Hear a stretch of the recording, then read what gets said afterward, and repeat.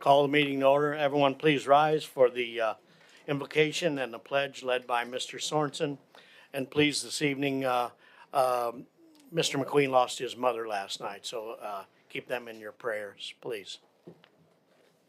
Heavenly Father, thank you for watching over us. I also pray for Steve McQueen's family. Please watch over them, comfort them, and give them peace during this time. Father, be with us tonight as we go through our agenda and give us a lot of help. I pray all this in Jesus' name. Amen. Pledge allegiance to the flag of the United States of America and to the republic for which it stands, one nation, under God, indivisible, with liberty and justice for all. Ask clerk to please call the roll. John McCoy. Here. Tim Finley. Here. Robert Rich. Brad Poulter. Here. David McCleary. Here. Les Post. Here. Teresa Bachhold. Here. Joe Zinger. Brent Fisher. Here. Todd Oosterhouse. Brett Austin. Here. Keith Calloway. Here. Mark Sorensen. Here. Barb Fletcher. Here. Ryan Hincamper. Here. Dave Bellis. Here. Marvin Kirkhoff. Here. Mark Dietrich. Here. Steve McQueen. Travis Cooley. Here. Kent Snyder. Here. 18 present, 3 absent. 18 present, 3 absent. I declare a quorum. Please note, Todd Oosterhouse, Steve McQueen, and Joe Zanger are all excused absences. No requests to speak. Entertain a motion to approve the minutes. So moved. Second. Motion by Ms. Fletcher, second by Mr. Bellis. Any discussion? All in favor? Aye. Opposed? Minutes are approved as printed. Transportation, Building, and Technology. Mr. Bellis. Thank you, Mr. Chairman. Our committee met this evening at 6 o'clock in the law library. They looked at bills, signed off on them. They looked to be in order. We had reports from the Highway Department, IT Department, Buildings and Grounds, Maintenance Department, and just want to let everyone know, pretty much been keeping you up to date on everything we've done to this point. As of now, we have saved a little money on doing it on holidays, so we wouldn't have to pay as much on the estimates for the nights and weekends.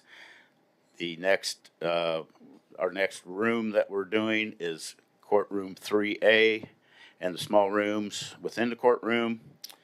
Keep in mind, we have to remove all the pews. There's quite a bit of work. It's should be hopefully within a 2-week turnaround. We do have certified people coming in to help or to do the main tear out of the carpet. It's going to be on Monday the 19th because we're closed. So employees won't be around. We will keep the air scrubbers on. And then the maintenance will put the new carpet in, paint, and replace ceiling tile as needed.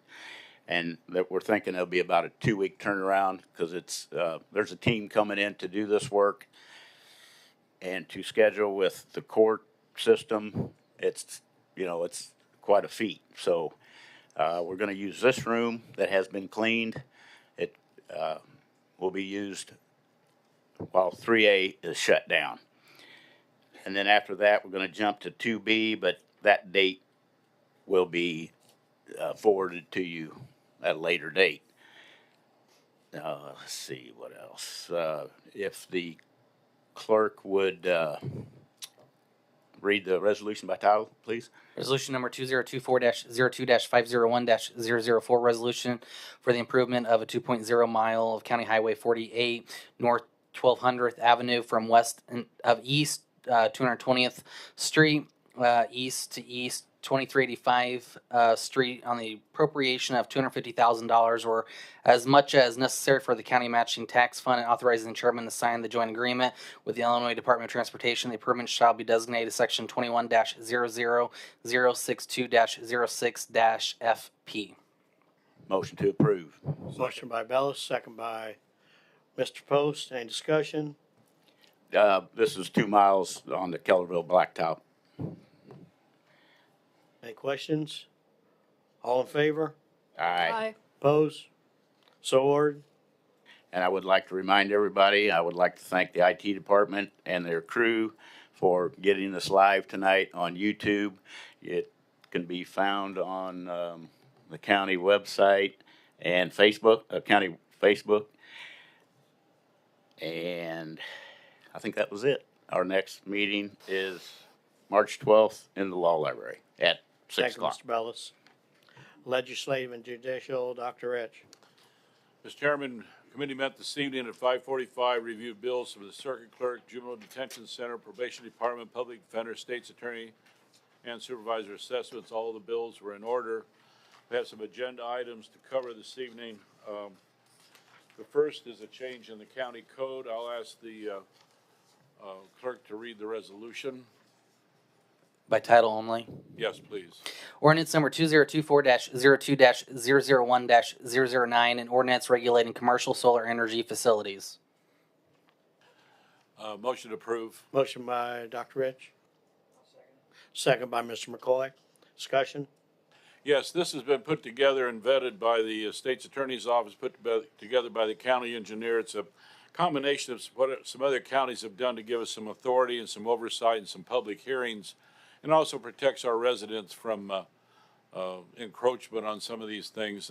Actually, there's a lot of interest in solar farms, more than people would realize. I've had several phone calls over the weekend just wanting to see the ordinance. So I read through it again this evening. The committee approved it. Any questions we can answer. Mr. Frankenoff's here to answer if we need to.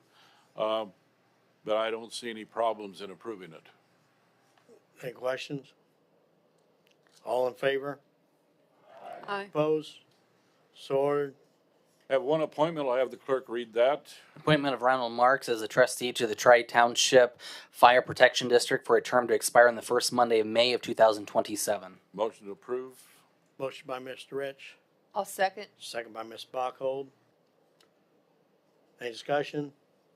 All in favor? Aye. Opposed? Appointment is approved. We have one liquor license. I'll let the clerk read that for approval. One-day liquor permit request for St. Anthony's Church picnic to be held on July 20th, 2024 from 5 p.m. until 11:59 p.m. with a rain date of July 21st, 2024 for the same requested times. Motion to approve. Motion by Dr. Rich. Second. Second by Ms. Bachhold. Discussion? All in favor? Aye. Opposed? So ordered. We had no fireworks displays to approve and no other business. Upcoming, we'll probably have a wind ordinance sometime in the future, so watch for that. Our next meeting will be the 12th of March, right here at 5:45 p.m. Thank you, Mr. Chairman. Thank you, Doc. Public Health and Safety, Ms. Fletcher. Thank you. The Public Health and Safety Committee met this evening at 5:30 in the ROE conference room. The bills were gone over and approved as recommended. We are now receiving the bills for the Adams County VAC. We received department reports from EMA, ambulance, emergency management, the VAC, the coroner report, 88 reported deaths, 4 autopsies, 3 abandoned remains, 53 cremation permits, and 2 suicides. The coroner reports that there has been an uptick in abandoned remains. And the sheriff reports on new hires and departures. He also is going to be presenting a request for 2 new school resource officers, and that'll be coming up in March. The VAC is moving along very nicely. They are meeting and networking with other organizations, establishing offices and procedures, and they are already spoken to 19 clients to date, which is very good. And they can be seen and visited at 3701 East Lake Center, Suite 3. They're behind Mays Real Estate over there if anybody wants to drop in and visit with them. Business being concluded, the meeting was adjourned. Our next meeting will be March 12th, 2024 at 5:30 in the ROE conference room. Thank you. Thank you, Ms. Fletcher. Executive Committee, Mr. Austin. Thank you, Mr. Chairman. We met at February 5th at 5:30 here in the county boardroom. We discussed a couple of resolutions with possible action tonight. If the clerk could read the first one by title only, please. We have resolution number 2024-02-001-007, resolution to amend the resolution number 2022-09-001-050, which authorizes the use of American Rescue Plan Act funds for the replacement and improvement of community restrooms in the county of Adams in the state of Illinois. Move to approve. Motion by Mr. Austin, Second. second by Mr. Finley. Discussion? So this was the resolution that was originally the 510,000. And so what this does is it authorizes us to go ahead with the Camp Point, Liberty, and Columbus? Plainville. Projects which we have agreements for, and those three amounted to 330,000. The other two, which I guess would be Golden and Coatesburg, didn't go along with this program yet, but they could still come back and potentially apply for other projects. I'll leave that to you, to Mr. McCleary, to go and broadcast that wide throughout the county. But this wraps this one up and gets it to the amount just for those agreements so that we can move forward and they can start in their planning and construction phases. Any questions? All in favor? Aye. Let's do a roll call because this is the ARPA fund. Sorry. John McCoy, Aye. Tim Finley, Yes. Robert Rich, Aye. Brad Poulter, Aye. David McCleary, Yes. Les Post, Yes. Teresa Bachhold, Yes. Joe Zanger, Brent Fisher, Yes. Todd Dusterhouse, Brett Austin, Yes. Keith Calloway, Yes. Mark Sorensen, Yes. Barb Fletcher, Yes. Ryan Hincamper, Aye. Dave Bellis, Yes. Marvin Kirkhoff, Yes. Mark Dietrich, Yes. Steve McQueen, Travis Cooley, Yes. Kent Snyder. Yes. 18 in favor, 3 absent. 18 in favor, 3 absent. Resolution is approved. Next, we have the Adams County Housing Grow Plan to discuss. If the clerk could read that by title only, please. We have resolution number 2024-02-001-008. Resolution to authorize the adoption and funding of the growing residential opportunities countywide, known as GROW. Motion to approve. Motion by Mr. Austin, Second. second by Mr. Cooley. Discussion? All right, so you have the program guidelines draft on your desk there. I think everyone got one. The red lines changes are from last night or this morning after the Finance Committee had a final review with it. So you can see some of the changes. These amount to all the possible revisions and changes that happened since it was given to you a month ago. I would highlight a couple of things specifically, is that some of it's just wording and reorganization, but specifically there's a couple of things that I thought were important, is that the projects would need to have both property and liability insurance at the time of the application and throughout the project. I think that's understood. That the projects are meant for new construction on vacant lots, single family, duplex condos, that was in there before, but also that it could be a currently uninhabited structure or partially uninhabited structure if it was a multi-unit creating new housing units.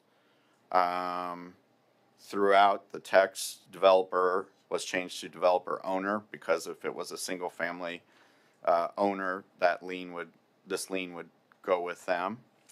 At the bottom of the second page, you see an added wording that says that including any inspections or the other documentation needed to prove compliance would be at the cost of the developer/owner on the ongoing project.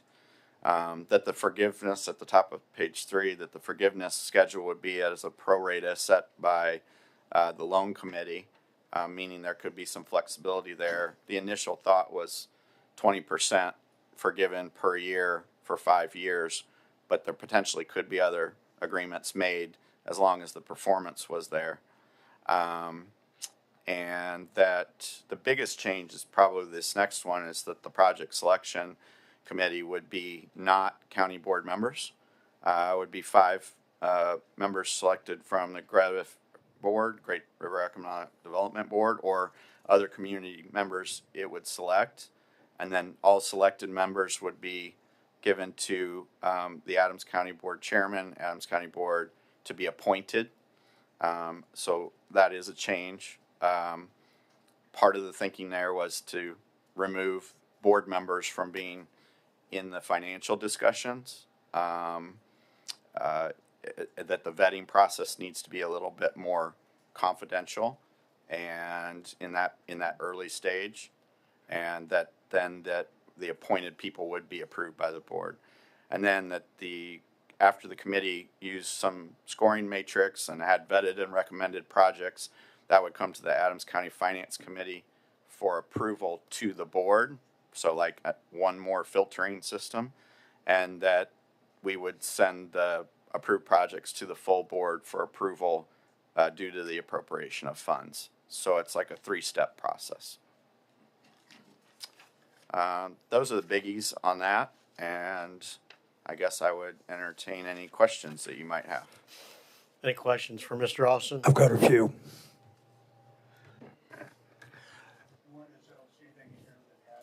Push the button. Use your microphone, please. Use your microphone. Turn it on. Okay, here we go. Couple of things. One, I don't see anything regarding any related entities where somebody comes in and they got an LLC and then they have another LLC and another LLC and use another name and keep coming in for the money is one. Two is there's people that also have been reoccurring when it comes to city money, whether it's the TIF or the reoccurring loan, that I'd hate to see also get involved in this and give somebody a chance to actually maybe want to do private investment themselves and be able to come to this and actually borrow from the program, because I'm all in favor for it.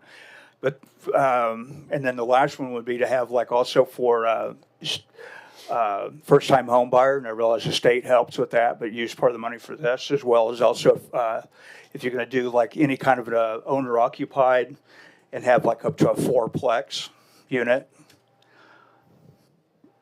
That's something else. And then when I just did a basic Google search, I mean, you go to google.com, and right now it's a buyer's market.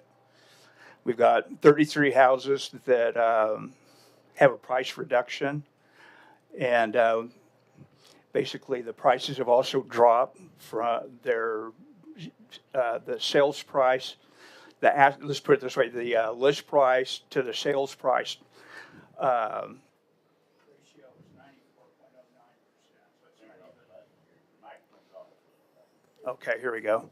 So basically, we're even having a price decrease in the houses here in the market, where some of the prices are actually dropping, and then they're on the market for average of about 71 days, sometimes even longer than that. So, I mean, I see what the program's good, but at the same time, it'd be nice to have like some restrictions on one, seeing what the actual necessity is when we're having, there's a lot of houses that's on the market. I think there's like 100 and, what is it? Go back to it. Yeah, 157 that are currently on the market. There's 8 homes for rent and 18 that are new listings just this whole past week. So there's not a housing shortage. Must be. Couple of things. First of all, understand, I'm not speaking for or against, understand that any recommendations that come for anyone that wants to use this program comes back to this board for approval. We get to vet them. If someone's abusing it, that's our time to cut them off. Your assessment of the market is completely wrong. My wife's been in real estate 35 years, and the only houses that are reducing the prices are the houses that are way overpriced to begin with. And for most houses that go on the market, they sell if you put them on Friday, by Monday they're gone. All right. Well, this is off of Realtor.com, Trilio, and Redfin. So thanks for your opinion. It's not an opinion. It's not Those opinion, are probably it's a the most fact. inaccurate real estate sites that you could go to. Okay. Any other questions? I do understand the point about the related LLC. On financials, the last point, if the developer owner has received other incentives through other housing programs, those incentives must be disclosed, and that will be taken into consideration during the application process. As for the time to market, price reductions, I think you covered that, Mr. Chairman. As for the comments, they would have been welcome a month ago, also, or even in the last week. Mr. It's a Fisher? 3-year trend. Brett, just for clarification on the committees, I think you had the scoring criteria, but, and maybe it's in there, but maybe I'm just one clarification. The committee that would then be selected and approved by the county board would then establish a criteria. Yes, That criteria would also come to this county board for approval too, correct? correct. And then, we would then also have the power of appropriation. on that. Always. That- I As just- the- yes. That's in here, I just, maybe I'm reading it, that's why it's not clear. It's in there. Yeah, the Adams County Finance Committee will review and send approved projects to the Adams County Board for approval of appropriation of Well, funds. but projects, but the criteria is kind of different, but maybe I'm splitting hairs. I just kind of just want to make sure that, kind of like I mentioned last night, for my concerns on, the unincorporated, that criteria be reviewed by us and be approved, so.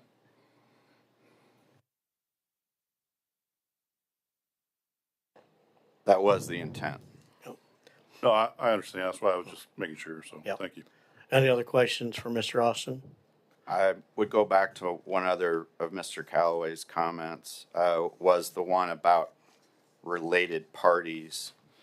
I think that's an interesting point, that we do find, whether it's been through some of the experience with the land bank or some of the other housing programs, we do find that we have repeat offenders in the delinquent tax area, and some other areas. So that might be something that, it's hard to get it's almost like you got to get the car started rolling here before you can steer it, right? So it's hard to get everything in there that would possibly come up, but ownership of the property has to be disclosed in here, along with deed and title documents. So that's going to go towards, seeing that that those entities would have to disclose what they are. I don't think you would find too many. Illinois has a disclosure statute that you can't hide who the officers of a corporation are. Now, if somebody wanted to string together 3 Delaware LLCs or Cayman Islands or something, I guess they could, but that's a pretty long con for this program. So I think it's a good point, but I think there's enough in here that the disclosure is going to be pretty open. Wouldn't the vetting process that's outlaid in here, wouldn't that cover that essentially? Yeah, you're going to have to disclose what your LLC or development company is. The corporate officers are listed. You're going to have title and deed to the property. We stripped out the thing that said that you could be purchasing the property and then do the development. We left it that you had to be the current owner. Yeah, because we're Adams County and this entire community is pretty close in the sense that I don't think something like that would just slip through the cracks and go unknown through a vetting process with the layers you have outlined in this structure. I think there's enough here. I would hope not, but the one that, when Keith said that, the one that brings to mind is the tax sale process, that many of those are kind of shell LLCs that buy up real estate taxes, but we're not vetting them in the same way. Yeah, they're not, but yeah, those don't have a process like this that get vetted and can get kicked back now though, right? I think there's enough there for that one. Yeah. Any other questions?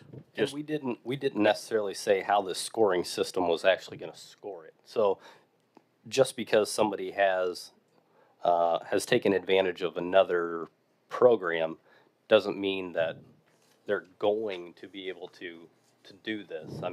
We obviously know that they've taken advantage of another program. The score or the weight of it, it's not to say that they're not going to be eligible, but they probably won't be eligible just because of the scoring system of it. We don't want them to take advantage of everything out. If they're taking advantage of something else, we don't want them to also be taking advantage of this.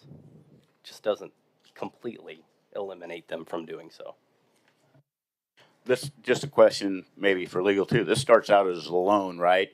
And then they have 5 years, and if they have the property, then turns into a grant and it's forgiven. Just for clarification on prevailing wage, wouldn't that be they wouldn't have to have prevailing wage on a job? So I think that's going to depend on who is making the submission. I think most of the people that make these applications are probably going to be individuals or small businesses. I don't know that this, so just use for example, and I hesitate to use this example, but use the programs that the city of Quincy has had. I don't think they've run into many of those problems because the people who submit those bids and offers, if you have an entity that is going to be subject to prevailing wage, once that kicks in, it pretty much makes this non-financially feasible. So I don't know that you'll have that problem. There's a possibility that it could run into that, but I think realistically, you're not going to see that as a reality. Yeah, well, that's what I was trying to clarify. I just, years ago, I had a commercial building. I went through the city. It was as long as I kept the building for 5 years, it was forgiven. And I think, and I didn't have to do, I mean, there was no anything that said I had to pay prevailing wage. So. Yeah, I would think that as a private person or as a privately held entity, you're not under, especially when you're going to really act as your own general contractor here and set your own, you're not asking a labor force to come and, you know, I could see maybe the idea that some trade person would, or some labor organization would say that tradespeople hired would be under that, but in a private situation like this, I can't really see where it applies, and I don't honestly think anyone would apply for it that would be under those, you know, restrictions. Exactly.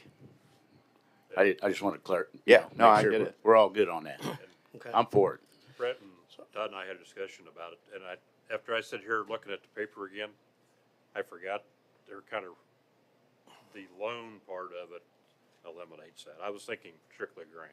So. Right, you're basically getting reimbursed after performance, right? You're not getting money while you're hitting invoices to the county, right? That's the key.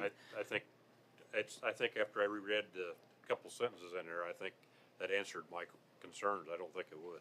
So. Okay, All right. great. I think we'll do a roll call vote on this. Here's just one more thing, and we had talked about this prior to this. No county board member is eligible for this, including any other corporations that they would own. Correct. Just so everybody is aware of that. Okay, roll call vote. John McCoy, Yes. Tim Finley, Yes. Robert Rich, Yes. Brad Poulter, Yes. David McCleary, Yes. Les Post, Yes. Teresa Bachhold, Yes. Joe Zanger, Brent Fisher, Yes. Todd Oosterhouse, Brett Austin, Yes. Keith Calloway, Yes. Mark Sorensen, Yes. Barb Fletcher, Yes. Ryan Heenkamper, Aye. Dave Bellis, Yes.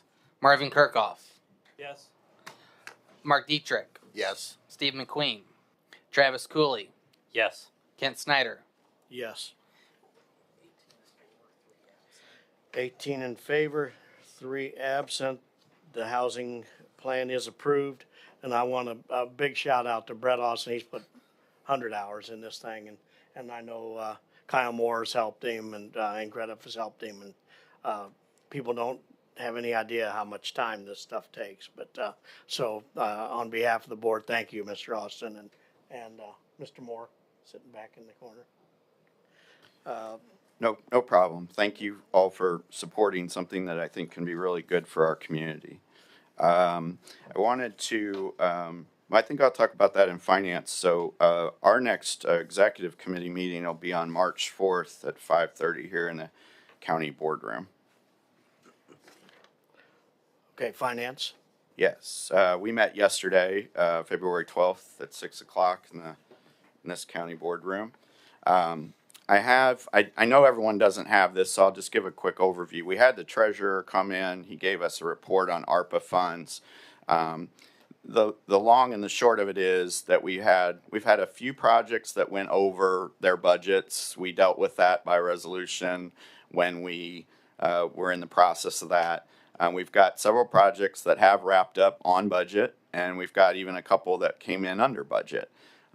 If you remember, there's 3 projects left that were sort of in limbo of what we're going to do or not do. One of them was the exterior repair to the courthouse.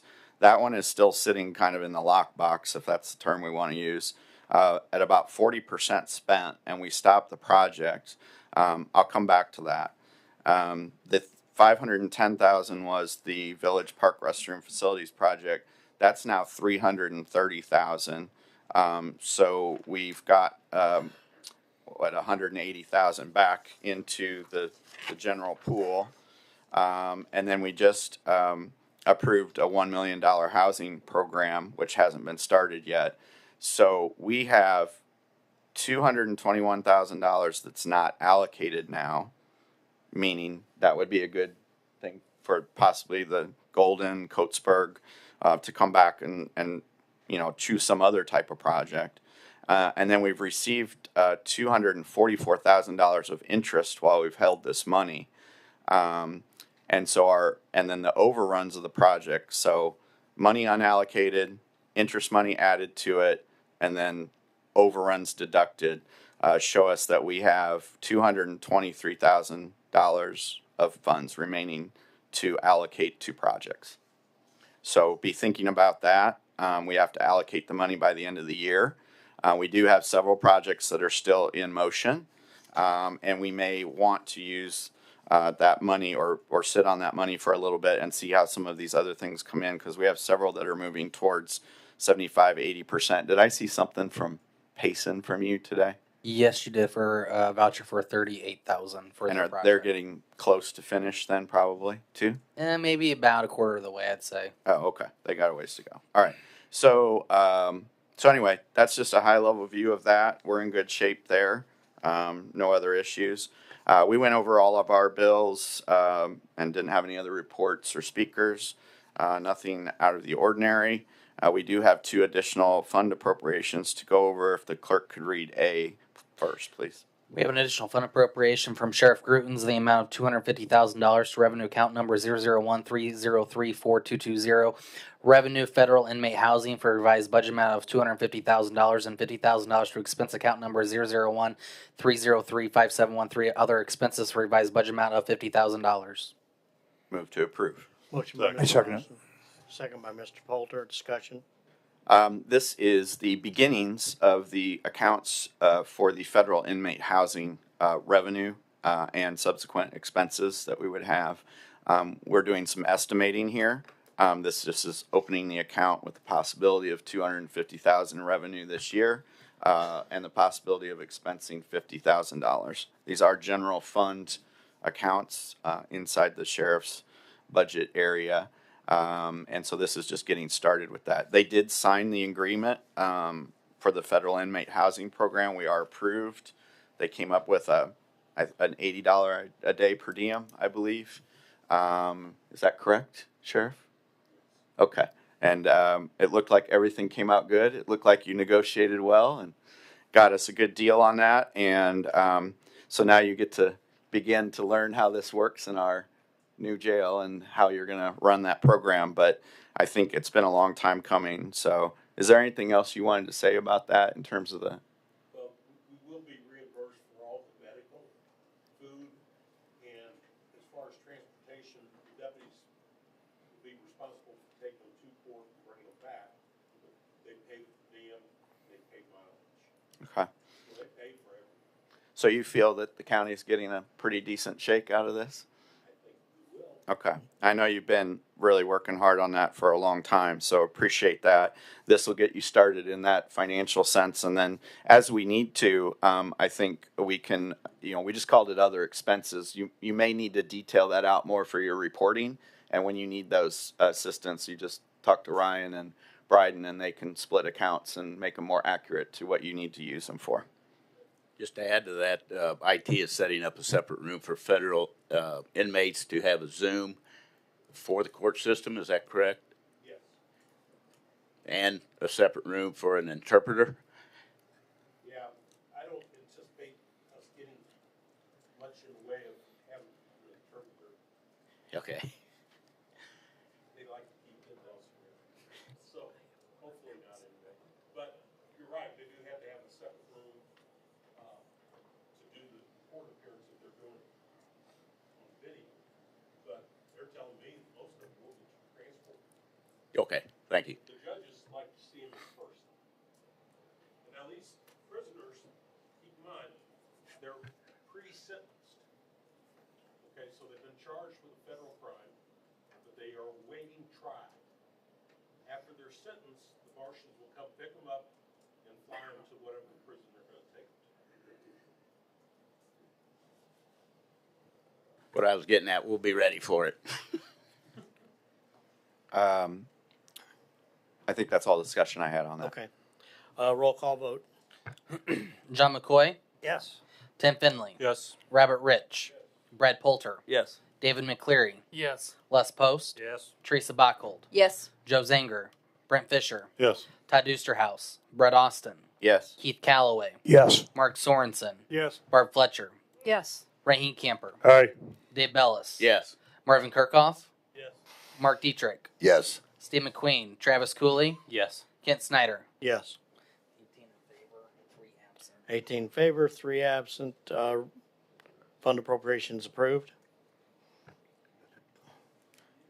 We have a second fund appropriation from the Public Defender's Office. If the clerk could read that, please. We have an additional fund appropriation from Todd Nelson, Chief Public Defender, in the amount of $148,000 to revenue account number 412-411-4105. Earnings Public Defender for revised budget amount of $148,000 and $148,000 to expense account number 412-411-5713. All expenses for revised budget amount of $148,000. Move to approve. Motion by Mr. Austin, Second. second by Mr. Finley. Discussion. We had a presentation from Chris Pratt, who is the going to be the interim public defender, chief public defender, coming up. As you know, Todd is leaving us in maybe by next week, next Monday, I think. And basically, this $148,000 is coming from the circuit court. They had a fund that was appropriated from the state of Illinois through the Safety Act, or in response to the Safety Act, to basically expand resources in public defender offices. Our chief judge and the chief judge of the circuit have decided that they would like to use a portion of that fund towards increasing salaries in the public defender's office. That is their right to do that. This is their money. And we had a pretty good discussion about what that looked like. They had gone out and gotten comps of other departments. They've looked at other counties. So what they're trying to do is, or what they are going to do is give a raise to the 3 current attorneys, as well as go and recruit at a slightly higher, well, a little bit higher entry salary. And they came up with a chart of that. With the fact that we've been down a couple positions and the burn rate of salary hasn't been as much as we thought it would be last year or starting this year, and this money, they'll have enough funds to do that. And in addition, Judge Larson has committed that they'll try to keep using this fund so that until we can come to a point where we've gotten that department fully staffed. And as you have heard, that they are down 3 positions right now. So they made a good case. They brought their own money, and they're trying to show that they have a longevity of that they're going to stick to this and kind of rebuild the staffing of that department. So our finance committee found that to be a good case and unanimously approved the use of the money. Any questions? Roll call vote. John McCoy, Yes. Tim Finley, Yes. Robert Rich, Yes. Brad Poulter, Yes. David McCleary, Yes. Les Post, Yes. Teresa Bachhold, Yes. Joe Zinger, Brent Fisher, Yes. Todd Dusterhouse, Brett Austin, Yes. Keith Calloway, Yes. Mark Sorensen, Yes. Barb Fletcher, Yes. Ray Heatcamper, Aye. Dave Bellis, Yes. Marvin Kirkhoff, Yes. Mark Dietrich, Yes. Steve McQueen, Travis Cooley, Yes. Kent Snyder. Yes. 18 in favor, 3 absent. Additional fund appropriation is approved. We had a little bit of a budget discussion, but we're pretty early in the budget year, but things seem to be going well. I did ask the clerk to help me follow up on some reimbursement health insurance. We'll get to that later this week. And then speaking of insurance, we are in our new contract year for our health insurance. We had some premium raises, but mitigated those a little bit, especially to the employee with some reserve that we had. And we kept our budget line item the same for this year. We were actually $330,000 under our $3.9 million guess at what insurance would cost us last year. And so I think we've done a good job of going back and forth with our representatives and our agents and the insurance that we get. And we look to be on track for a good year with that, and we even have a little bit of reserve in that account. So hopefully we'll continue to have healthy employees and a healthy insurance pool. But given that there was a lot of discussion about municipal insurance over the last year, I just wanted to reassure this board that we have really good representation, and I think we have a really robust and good plan for our employees, and it continues to be a good recruiting tool as part of their compensation package. So that was just something that I wanted to relay. We will have our next Finance Committee meeting on March 11th at 6 o'clock in the county boardroom. Thank you, Mr. Chairman. Thank you, Mr. Austin. No unfinished business. I new got business? one for unfinished. We're ankle deep into the study for the new HVAC for the courthouse. So finance, don't forget that with the money that you might. You're only ankle deep? They're working on it. It's going to be over your head soon, I'm sure. But please keep me posted. And I do want to have a discussion on possible other financing mechanisms for that, including a loan that might be necessary for something that big. And we should talk about that ahead of time. As soon as I get anything back, we'll let you know. Thank you. Okay, new business, monthly reports. Monthly reports from the Supervisor of Assessments, Board of Review, Juvenile Detention Center, the County Clerk and Recorder's Office, the Public Defender, the Circuit Clerk, the Probation Department monthly check register for January 2024, and Fund Summary Report for January 2024, including revenue and expenses. Motion to receive, file, and forward to appropriate committees. Motion by Mr. Hencamper, Second. second by Mr. McCleary. All in favor? Opposed? So ordered. We have nothing else on the agenda tonight. One thing I do want to mention, Todd Nelson is not here tonight, but he has stepped down from that position, and I want to thank him for his service to Adams County. He's a hardworking young man, he's an excellent attorney, and I wish him well in whatever he decides to do. And then Ryan has an announcement.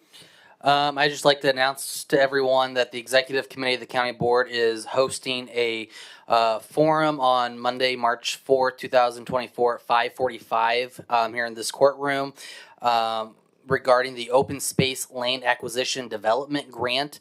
If Mr. McCleary would like to speak anything to that grant, he's the one that kind of brought it to our attention.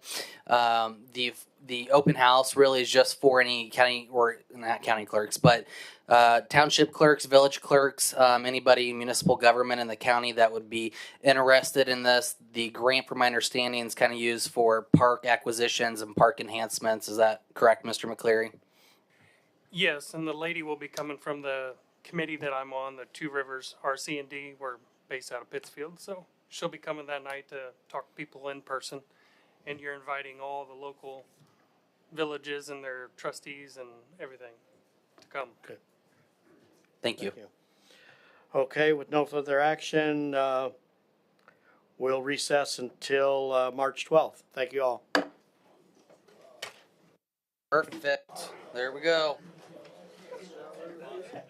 So,